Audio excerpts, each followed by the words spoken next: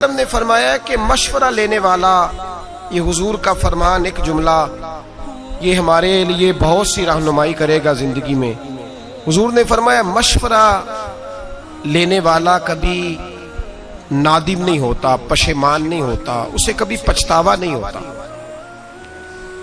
مشورہ لینے والے کو کبھی پچھتاوا، لوگ پچھتا رہے ہوتے ہیں نا کہ اللہ کرے ایسا نہ ہوتا، اس کا مطلب یہ ہے کہ انہوں نے صحیح لوگوں سے مشورہ نہیں لیا۔ ہم جب مشورہ صحیح لوگوں سے نہیں لیتے تو پھر ہمیں پچھتاوا۔ نبی پاک نے فرمایا جو مشورہ کرے گا اسے کبھی ندامت نہیں ہوگی۔ بات کی سمجھ آ رہی ہے میرے دوستوں کو؟ مشورہ کرنے والا کبھی نادم نہیں ہوتا، مشورہ کرنا چاہیے۔ ہاں ایک چیز کی شریعت گنجائش دیتی ہے، وہ ہے استخارہ۔ آپ استخارہ کر لیں، وہ سنت ہے۔ ہمارے ہاں جو استخارے ہوتے ہیں وہ خلاف سنت ہے۔ وہ استخارے اس طرح ہوتے ہیں کہ ایک آدمی ٹی وی پہ کاغذ قلم لے کے بیٹھا ہے، وہ نام پوچھ رہا ہے، اسی وقت رزلٹ دے رہا ہے ساتھ ساتھ، اور ساری قوم اسی چکر میں پڑ گئی ہے، کہتے ہیں میں حساب لگوانا ہے اپنا۔ مجھے بھی کئی لوگ آگے کہہ دیتے ہیں، کہتے ہیں ذرا حساب تو لگائے، مجھے کیا ہے؟ میں کہا مینوں اپنا نہیں پتا، مینوں کی ہے تیرا کہ میں حساب لا، مجھے ڈاکٹر کو دکھانا پڑتا ہے، یہ درد ہو رہی ہے۔ کیسا عجیب منطق ہے، مسلمان کا فلسفہ ہی بدل گیا۔ میرا حساب لگائیں، میں کہ تو آپ لا اپنا حساب۔ من عرف نفسہ فقد عرف ربہ، محبوب نے فرمایا اپنے آپ کو پہچان جا۔ اگر تو اپنا حساب لگا گیا، اپنے آپ کو پہچان گیا، تو اللہ کو پہچان جائے گا۔ یہ پتہ نہیں میرے اندر کون کون سی غلطی ہے، جھوٹ کہاں بولا ہے، غیبت کہاں کیا، تو پتہ حساب تو تجھے پتہ ہے سارا اپنا، جائز پیسہ کتنا ہے، ناجائز کتنا ہے، ایسے ہی حساب لگاتا پھر رہا ہے۔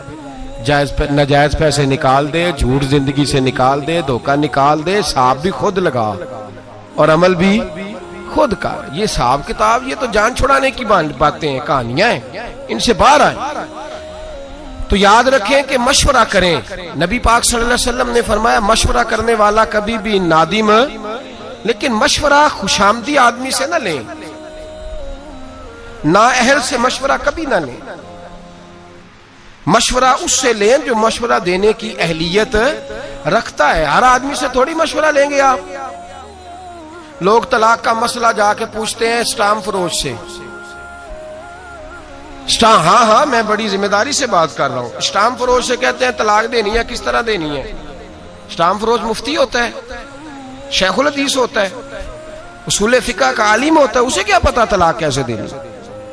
اس نے کیا کیا ہوتا ہے اسٹام فروش نے؟ اللہ ماشاءاللہ سب کا نہیں مجھے پتا، جو لوگ میرے پاس کیس لے کے آتے ہیں کہ یہ میں نے طلاق دے دی، اس نے پکی عبارت لکھ کے کمپیوٹر میں سیو کی ہوتی ہے، میری بیوی فلاں بنت فلاں، یہ خانہ اس نے چھوڑا ہوتا ہے۔ جب آپ نام بتاتے ہیں تو وہ درج کر دیتا ہے، اور وہ کہتا ہے جی پہلے شادی ہوئی، پھر کچھ دیر معاملہ ٹھیک رہے، پھر آپس میں رنجش ہو گئی، اب میں ناراض ہوں تو طلاق طلاق طلاق، 3 طلاقیں فارغ۔ اب آتے ہیں، جب ہوش آتی ہے، عقل آتی ہے، بچے روتے ہیں، 1 ہفتہ گزر جاتا ہے، خود بھی باپ تڑپ رہا ہوتا ہے کہ میری بیٹی تو میرے سینے پہ چڑھتی تھی، مجھے نظر نہیں آ رہی، وہ میرا بیٹا جو دوڑ کے آ کے دروازہ کھولتا تھا، میں باہر جانے لگتا تھا تو چھپ کے نکلتا تھا، میرا تو گھر اجڑ گیا، تباہی ہو گئی ساری۔ اب اسے ہوش آتی ہے، پھر وہ عالم کے پاس جاتا ہے اور جا کے کہتا ہے جی یہ میرا طلاق نامہ ہے، اب بتلائیے۔ مولانا اس کو کہتے ہیں طلاق تو تیری ہو گئی، تو کوئی رستہ نہیں رہا۔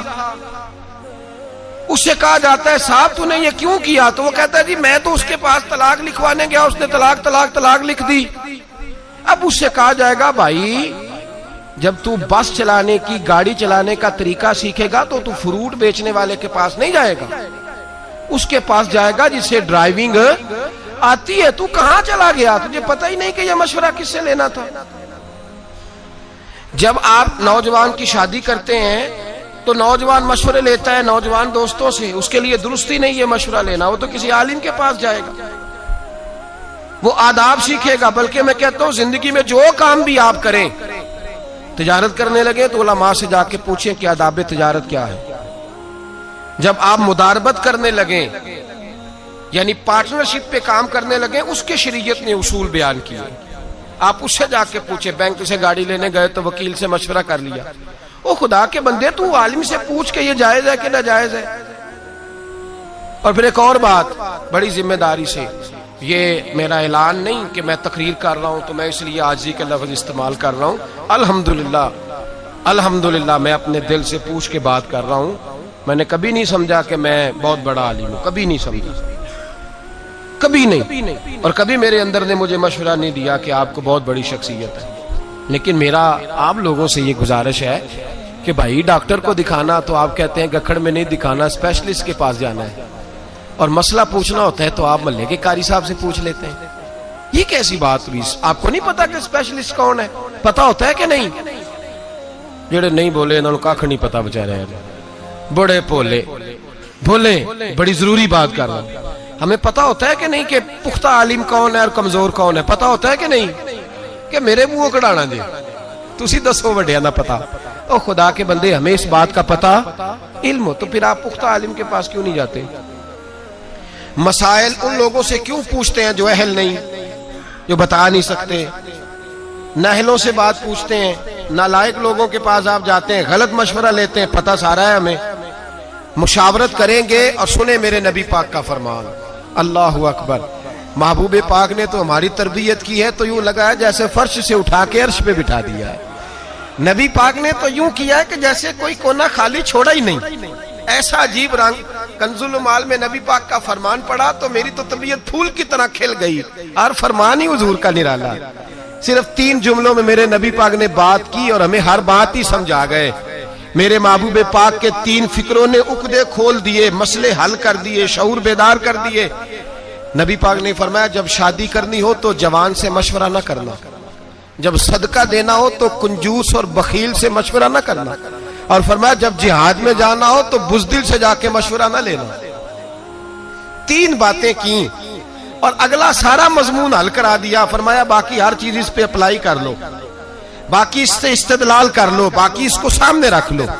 جب تم نے شادی کرنی ہے تو جوان آدمی سے مشورہ سن لے، جوان آدمی سے مشورہ. میرے نبی پاک صلی اللہ علیہ وسلم سے آ کے حضرت جابر ابن عبداللہ نے مشورہ کیا کہ یا رسول اللہ میرے ابا جی فوت ہو گئے، میرے گھر میں بہنیں کثرت سے ہیں، 7 ہیں یا 10 ہیں، حضور میں شادی کرنا چاہتا ہوں. نبی پاک صلی اللہ علیہ وسلم نے انہیں مشورہ دیا. فرمایا سمجھدار عورت لے کے آنا، سیانی عورت لے کے آنا، ایسی بیوی لے کے آنا جو گھر کو چلا سکے.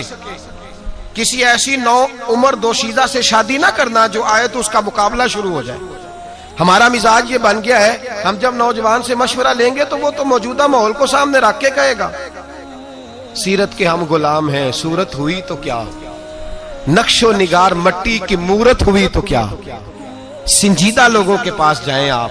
میرے نبی پاک علیہ السلام نے امت کے نوجوانوں کو شادی کا مشورہ دیا تو حضور نے فرمایا لوگ حسن دیکھ کے شادی کرتے ہیں، حسن دیکھ کے شادی نہ کرنا، یہ ڈھل جایا کرتا ہے، ڈھل جاتا ہے. فرمایا لوگ دولت دیکھ کے شادی کرتے ہیں، پیسہ دیکھ کے شادی نہ کرنا، یہ آدمی کو متکبر بنا دیتا ہے. لوگ بہت بڑا نام دیکھ کے شادی کرتے ہیں، فلاں MNA MPA چودھری کے رشتہ داروں میں شادی دیکھ کے نہ کرنا، یہ آدمی کو نبی پاک صلی اللہ علیہ وسلم نے فرمایا انا کا پجاری کر دیتی ہے یہ چیز. یا رسول اللہ کیا دیکھیں؟ فرمایا جب بھی دیکھنا دین دیکھ کے شادی کرنا. اگر دین دیکھ کے شادی کرو گے دیندار عورت سے تو کم از کم تمہارے گھر میں پردے کا رواج تو رہے گا، کم از کم تمہاری بیٹیوں کے گناہوں پر پردہ تھوڑی ڈالے گی. مشورہ دیا میرے نبی پاک نے.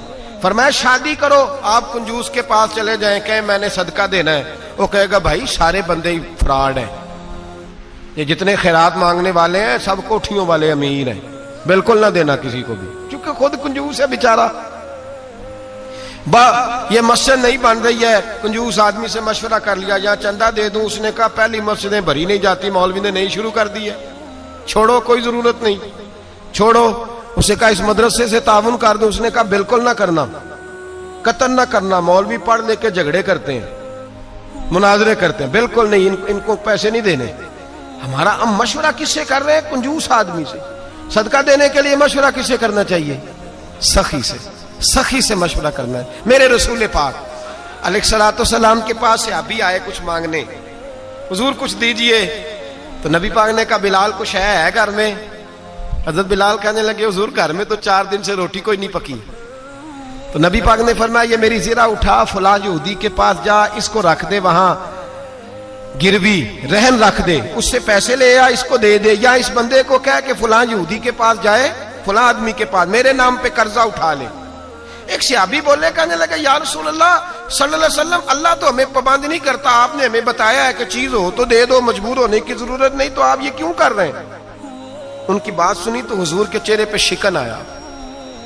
करीब एक गुलाम बैठे थे, कहने लगे महबूबा इसको छोड़ें, आप खर्च करें, आप खर्च करते जाए, अल्लाह आपको देता जाएगा।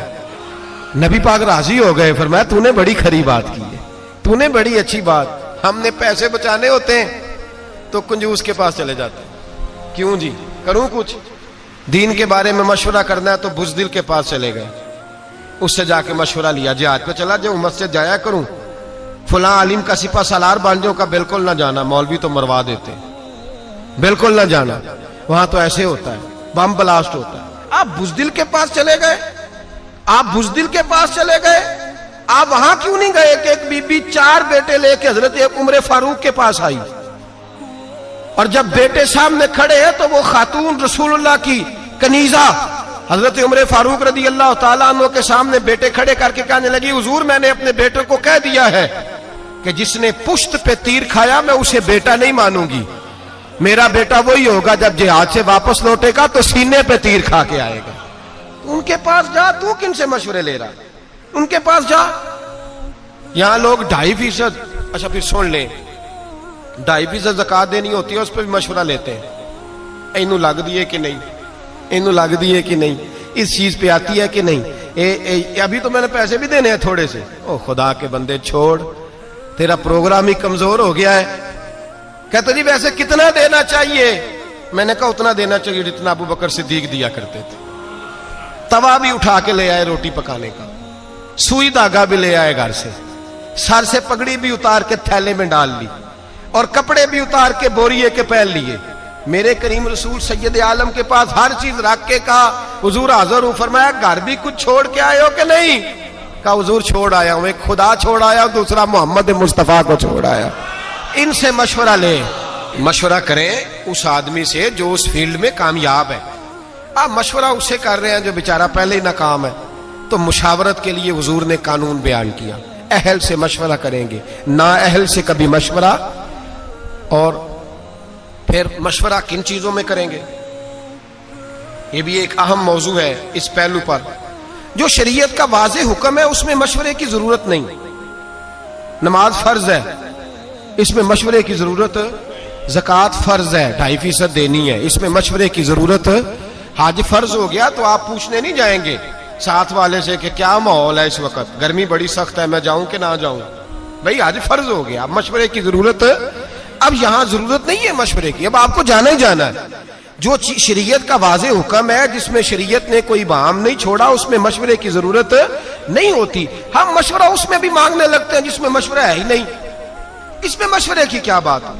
मशवरा आप उस चीज में, हाँ दीन का इल्म सीखना फर्ज है बकदरे जरूरत, इसमें मशवरे की जरूरत है। हाँ ये मशवरा आप कर सकते हैं कि मैं किससे सीखूं, कौन सी किताब पढूं, ये तो मशवरा आप करेंगे। लेकिन ये मशवरा नहीं कि जहां इबहाम होगा वहां मशवरा लेंगे। और फिर मशवरा किससे लेंगे? जो अल्लाह से डरने वाला हो, जो अहल हो, जिसके पास सलाहियत हो, उलमा से, फुकहा से, हिकमत वाला, दानाई वाले आदमी से मशवरा लेंगे। उससे मशवरा लेंगे जो जात सामने रख के मशवरा नहीं देता, जो आपको सामने रख के जो चीज आपके हक में बेहतर है वो आपको बताता है। मेरे रसूल पाक सैयद आलम सल्लल्लाहु ताला अलैहि वसल्लम ने अहल आदमी से मशवरा करने को कहा, नाअहल से मशवरा करने से मना किया। अहल आदमी से मशवरा करें जो सलाहियत रखता है मशवरे की। और फिर जब आपसे कोई मशवरा मांगे ना तब दें, जबरदस्ती मशवरा फटाफट जाके ना कहे मुझे भी पूछो, मेरी भी सुन लो, क्योंकि सुनाने का जमाना है ना। जिस चीज का नहीं पता उसमें भी लोग मशवरा देते हैं। मेरे पास लोग मसाइल पूछने आते हैं, अब तो मुझे बहुत सारी बातों में गुस्सा आ जाता है। थोड़ी थोड़ी तबीयत बाजों का तलील रहने लगती है तो तबीयत अजीब सी हो जाती है। एक साहब आए मेरे पास थोड़े दिन पहले, कुछ खवातीन भी साथ, कहने लगे वलद दुआलीन के बाद आमीन नहीं कहना चाहिए। मैंने कहा जी आपको क्या इतराज है? कोई भी दुआ को बंदा मांगता है तो सामने वाला अगर आमीन कह दे तो उसमें कोई हर्ज اور ولدالین کے بارے میں میرے نبی پاک صلی اللہ علیہ وسلم نے فرمایا جب امام ولدالین کہے تو مقتدیوں کو آمین کہنا چاہیے، اس لیے کہ فرشتے بھی آمین کہتے ہیں۔ میں نے اسے حدیث سنائی، مجھے کہنے لگا جی وہ بات آپ کی صحیح ہے، لیکن قرآن مجید میں ولدالین کے بعد آمین لکھی نہیں۔ میں نے کہا یار آپ میری بات سمجھیں، میں نے آپ کو تھوڑی کہا ہے کہ لکھی ہے، میں نے کہا نہیں لکھی، لیکن حضور کا فرمان ہے جب امام ولدالین کہے تو مقتدی آمین، بولیے مقتدی آمین کہیں، تو کہہ دیا تو مان جا۔ کہنے لگا جی یہاں نہیں لکھا۔ میں نے کہا آپ نے قرآن جی سارا پڑھا ہے؟ کہتا نہیں، سورۃ فاتحہ پڑھی ہے۔ میں نے کہا یار تو صرف سورۃ فاتحہ پڑھ کے مفتی بن گیا، صرف سورۃ فاتحہ پڑھ کے تو فاضل عالم ہو گیا بس۔ او اللہ کے بندے تو ابھی راہ گزر میں ہے، قید مقام سے گزر۔ کہنے لگا جی نہیں، جب تک لکھی نہیں جائے گی میں نے پڑھنی نہیں۔ میں کہ بہترین حال ہے کہ تو کمرے جو باہر ٹوڑ جا، بہترین حال ہے، ورنہ تیرا علاج میری نظر میں کوئی اور ہے۔ عقل ہی کوئی نہیں، شعور ہی نہیں، جو مرضی منہ میں آتا ہے کہتے جاتے ہو۔ میں نے کہا قرآن میں تو نہیں لکھا ہوا فجر زور اثر مغرب عشاء پڑھو، قرآن میں تو نہیں لکھا فجر کی 2 رکعتیں، زور کی 4، عصر کی 4، مغرب کی 3، تو نہ پڑھوں نہ پڑھوں؟ او خدا کے بندے، نبی پاک صلی اللہ تعالی علیہ وسلم کی شان یہ ہے کہ رب فرماتا ہے میں نے تمہیں رستہ بتا دیا ہے، رستہ بتا دیا، اطیع اللہ واطیع الرسول، جو قرآن میں اللہ کہے وہ بھی مانو، اور باقی وہ مدینے میں میرا محبوب بیٹھا ہوا ہے، جیسے جیسے وہ کہتا جائے ویسے ویسے کرتے جاؤ۔ نماز فرض ہوئی تو صحابہ نے پوچھا حضور کتنی پڑھنی ہے، کس طرح پڑھنی ہے، رکھتے کتنی، وضو کیسے، کھڑے کیسے ہونا ہے؟ تو نبی پاک نے فرمایا آؤ صلو کما رأیتمونی اصلی، جیسے جیسے میں پڑھتا جاؤں ویسے ویسے تم بھی پڑھتے جانا، جیسے جیسے میں پڑھتا جاؤں ویسے ویسے تم بھی۔ مجھے کیا غرض تھی نماز کی، مجھے کیا خبر تھی سجود سے، وہ تو تیرے نقش پا کی تلاش تھی جو جھکا رہا میں نماز میں۔ اور اقبال کہہ گئے اذان وزل سے تیرے عشق کا ترانہ بنی، اور نماز تو اس کے نظارے کا ایک بہانہ بنی۔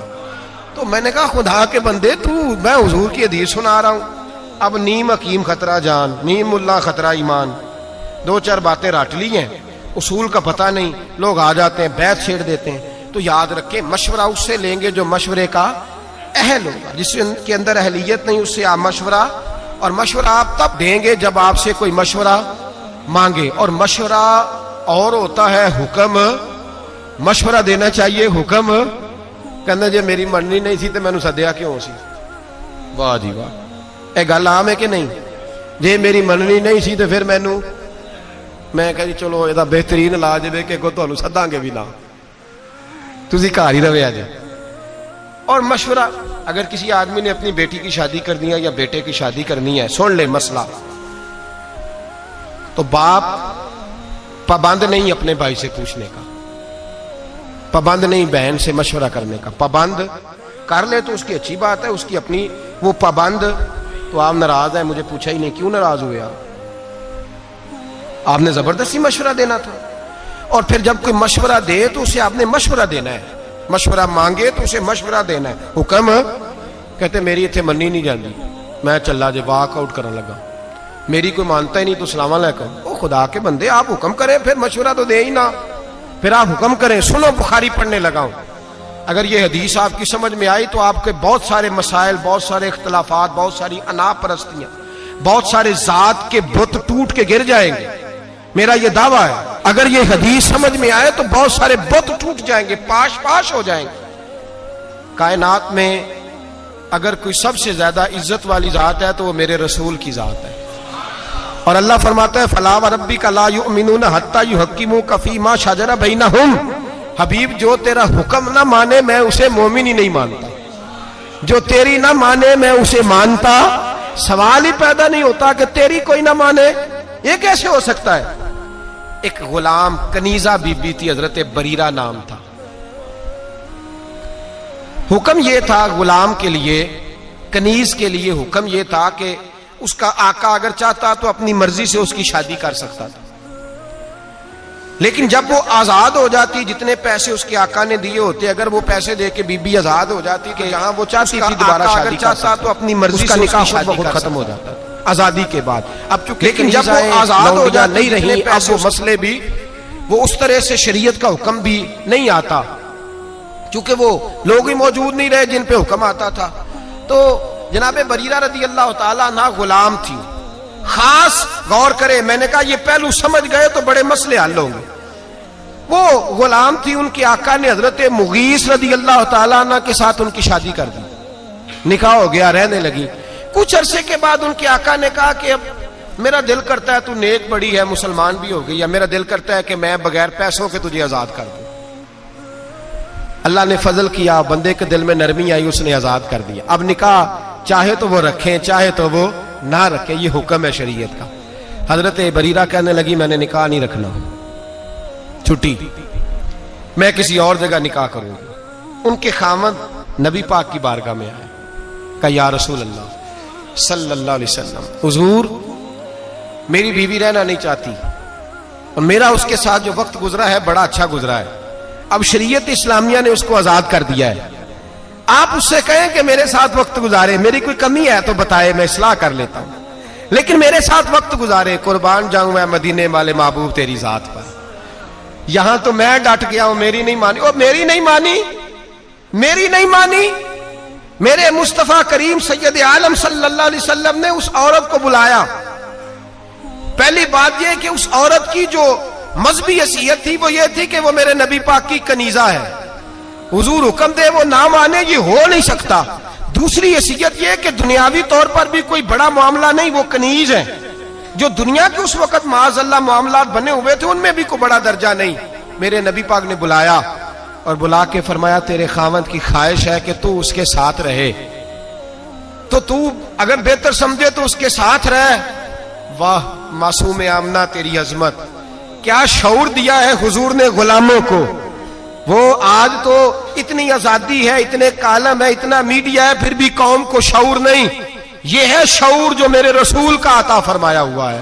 وہ بی بی جو کسی کے گھر میں برتن مانجتی ہے، جو کپڑے دھوتی ہے، جو جھاڑو دیتی ہے، اس عورت کو میرے نبی نے اتنا باشعور کیا، وہ کھڑی ہوئی ہاتھ باندھے، کہا مدینے والے محبوبہ تو حکم دے، میں جان دینے کو بھی تیار ہوں. یا رسول اللہ حکم کرے، میں ٹکڑے ٹکڑے ہونے کو تیار ہوں. گویا کہتی ہیں حضور حکم مل جائے تو میں بھوک کاٹ کے مجبور رہ کے راتیں جاگ کے خاوند کی نوکری کروں گی. پر سونیا آپ کا دیا ہوا شعور ہے، پہلے مجھے یہ بتائیں یہ میرے لیے حکم ہے کہ مشورہ ہے؟ سنو سنو سنو، سمجھو، حد ہو گئی. دین اسلام کے ماننے والے مسلمان اپنی انا کا بت بنا کے ساری زندگی بھائی سے، بہن سے، بانجے سے، بھتیجے سے دور ہو گئے. ایک لونڈی کنیزہ اٹھ کے کہتی ہے حضور اگر حکم ہے تو میں سر تن دے دیتی ہوں، اور اگر مشورہ ہے تو پھر بھی مجھے بتا دے. میرے رسول پاک نے بات سنی تو حضور کے چہرے پہ مسکراہٹ آئی. گویا حضور نے فرمایا میرا دیا ہوا شعور میری امت میں بیدار ہو گیا ہے. میرے نبی پاک مسکرائے اور مسکرا کے فرمایا یہ تیرے لیے حکم نہیں، یہ میری سفارش ہے، میرا مشورہ ہے. تو چاہے تو قبول کر، چاہے تو توڑ دو بتن آ کے صلح کر لو بھائی کے ساتھ، جاؤ چاچے سے جا کے بغل گیر ہو جاؤ، جاؤ جا کے رشتہ داروں کو مناؤ. انا کا بت بنا کے بیٹھے ہو، میری مانی نہیں تو میں بگڑ گیا. مدینے والے حبیب نے فرمایا مشورہ ہے، دل کرے تو مان، دل کرے تو نہ مان. وہ کھڑی ہوئی، کھڑی ہو کے عرض کی حضور پھر میں اس کے ساتھ نہیں رہنا چاہتی، میں نہیں رہنا چاہتی. واہ مدینے والے محبوب تیرے قربان جائیں. حضرت سیدہ فاطمہ کے بابا نے ہاتھ اٹھائے اور دعا کیا دی؟ فرمایا جا پھر میں دعا کرتا ہوں تو جہاں بھی رہے میرا اللہ تجھے سوکھ عطا فرمائے. جہاں تیرے لیے دعا ہے، توڑ دو بت انا کے، توڑ دو، چھوڑ دو یہ جو اندر بت پال رکھے ہیں. میں جو سر بسجدہ ہوا کبھی تو زمین سے آنے لگی صدا، تیرا دل تو ہے صنم آشنا، تجھے کیا ملے گا نماز میں؟ بت پالا ہوا ہے، مجھے میری مانی نہیں تو یہ جا رہا ہوں وہ جا رہا ہوں. جب مدینے والے حبیب گنجائش دیتے ہیں مشورے کی کہ میرا مانا تب بھی ٹھیک ہے، نہیں مانا تو تیری عزتیں، تیرے وقار نبی پاک سے بھی معاذ اللہ اوپر چلے گئے ہیں. تو بت بنا کے بیٹھ گیا، مشورہ دیا کر، حکم نہ دیا کر. اور میں ذمہ داری سے بات کہہ رہا ہوں، جو برادری کے بزرگ کہتے ہیں نا میری نہ مانی تو میں ناراض ہوں، تو ان کی منت کریں کہ آپ ناراض ہو جائیں، آپ کی مہربانی ان سے کہیں ہو جائے ناراض، بسم اللہ ہونا چاہیے آپ کو، اس لیے کہ مشورہ لینا سنت ہے، حکم لینا سنت، ہم حکم دیتے پھرتے ہیں، مشاورت کی دین کے اندر بہت بڑی، اور پھر قربان جائیں میرے نبی پاک بڑا، بعض لوگ ایسے ہوتے ہیں جن سے مشورہ لے لینا چاہیے۔ ایک حدیث میں نے پڑھی تو میں نے کہا کہ غلامی کی اس سے بڑی سند کوئی نہیں، اس سے بڑی ڈگری نہیں جو سند میرے نبی نے حضرت عمر اور جناب ابو بکر صدیق کو عطا فرمائی، اس سے بڑی غلامی کی سند، ادھر دیکھیے گا ذرا خاص توجہ کیجیے، اس سے بڑی غلامی کی سند جو میرے نبی نے دی، مسند امام احمد بن حنبل میں حدیث موجود ہے، حضور کے پاس حضرت عمر اور جناب ابو بکر بیٹھے تھے، نبی پاک نے توجہ کی، اس سے بڑی سند کوئی نہیں غلامی کی، میرے کریم نے فرمایا ابو بکر عمر اگر کسی مشورے پہ تم دونوں کی رائے ایک ہو جائے نا تو مجھے بتا دیا کرو، جو تمہاری رائے ہوگی وہی میری رائے ہو جائے گی، اس سے بڑی سند کوئی نہیں۔ اگر